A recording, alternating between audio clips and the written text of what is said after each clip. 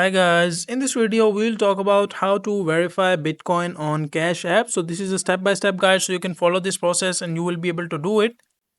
So the first thing that you must do is first of all make sure your Cash App is up to date. Make sure that you have updated your app, as you might face some kind of errors if you are not updated your app.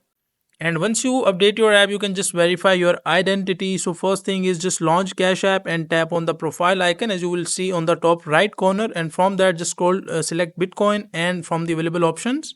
And also make sure that enter the requested personal details as you must enter these details to verify your identity such as your full name, your date of birth and your social security number and your phone number as well. So make sure to enter all these details, and once you enter these details you will be able to verify your identity. And also make sure that you provide government issued ID like kind of passport or driving license as well.